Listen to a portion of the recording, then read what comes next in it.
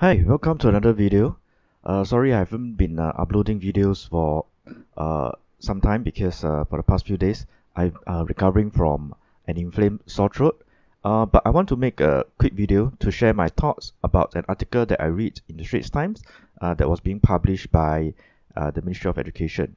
And the title of this article is that learning is not a competition. That's the main message that MOE wants to get across.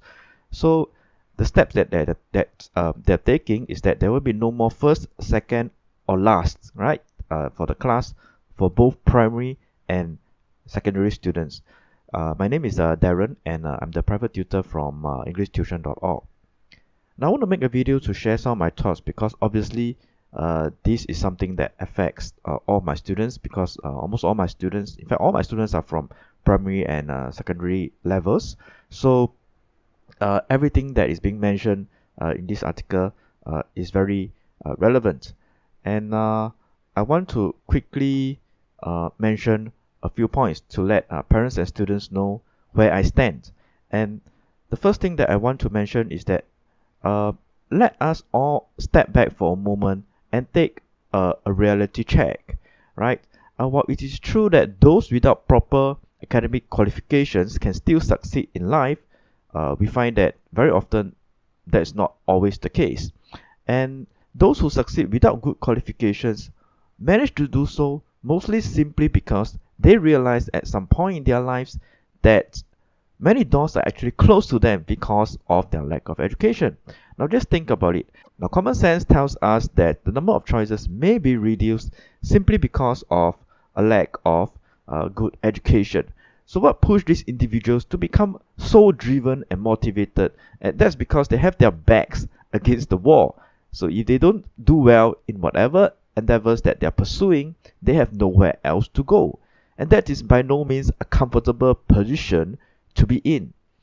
And I think this is why we often hear stories of people who succeed even when they don't do well in school. And the truth is that if they don't learn their trade well and they fail, then they will find it harder to find employment elsewhere. And that's a scary predicament. And therefore, most people will just push themselves beyond normal boundaries under these circumstances. And from my own observation, I see that those who eventually succeed are often people with talents who go undiscovered while they're still schooling. So, by their very nature, they are very smart and resourceful. It's just that maybe while they were in school, they have not come to this realization that this is something that I want to do in life, therefore I should go all out to pursue my dreams. That's to say, it's just a matter of timing, right? That they don't do well in school. And obviously, not everyone is like that. Now, qualities like self-discipline and persistence are very hard to come by. In my humble opinion, if one can learn in school and do well, right, then he or she has much higher chances of doing well in life. So there's no need to wait until you have your back against the wall, right, before you force yourself, to learn about discipline and persistence. And I think the main message that the article wants to bring across, right, I'm just going to quote some text that I read in the article, right.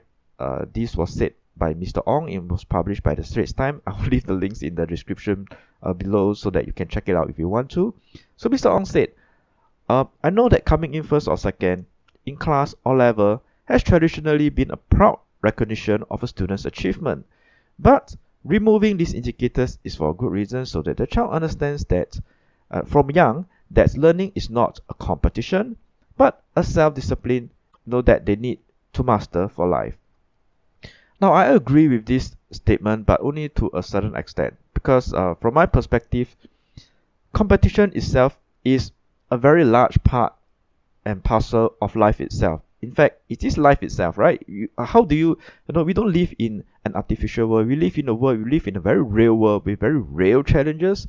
And when we go out there, and especially for the students, they will find that they will face competition in the daily course of their lives. For the younger students, maybe they face competition when it comes to admission into the schools, right? So people do look at their results, and it's very real. Okay, and for the older students, eventually they go on to tertiary education, and then they become graduates or diploma holders, and then they find themselves in the position whereby they need to look for jobs. And then that's where the competition comes in as well. So people will look at your paper qualifications, right? To see whether you have the right qualifications, to see whether you have the right attitude, right, to do well in your studies. And because you have the right attitude and the self-discipline to do well in your studies, that puts you in a very competitive position for the job, and they will be more inclined to grant you the interview and to maybe consider you for the job, right, if there are vacancies at hand. So again, we live in a very real world, so I don't think we should separate competition from the equation when we are talking about self-discipline and competition, right? And I always tell my students that, right, you don't compare with other people to make yourself unhappy, right? But you have to compete with yourself, right? See yourself as the primary obstacle, that is stopping you from achieving your goals. So for example, if you're not getting the grades that you're after, what is it that is stopping you? You have to ask that question. Is it because you're not spending enough time? Is it because of a lack of discipline? And because of this constant self-reflection, students are able to improve, and that's what I observe that that's happening to my students right now, right? Their attitudes have improved, and because of that, the results follow, right? The progress follow. And I think that's all I want to say, okay, for this video. I think at the end of the day, as long as the child has done his or her personal best, right, then we should continue to encourage them, right, and give them the support that they need. And that's the message that we should continue to send them every day. So let's not get distracted by whatever moves that the MOE is doing, right? It doesn't matter what steps that the ministry takes. Right? Maybe they just want to make Singapore appear to be more like a first-class education hub, right?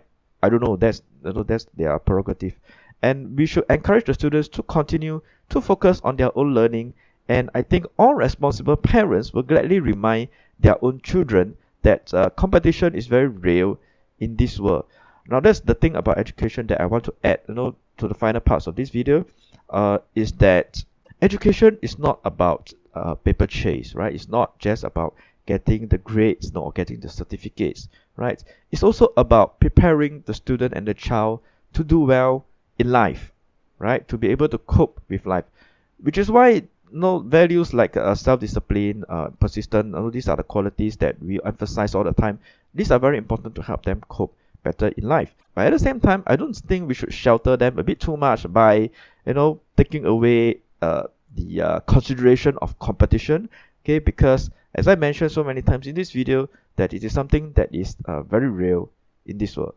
So I hope I leave something with you that you can reflect on, and I hope that certainly hope that you find something useful that you can get from this video. That's all I have to say in this video. If you like to see future videos just like this one, you know what to do. Just head on to my YouTube channel, subscribe to the video, or you can follow me on my Facebook page. I'll leave the links in the video description below.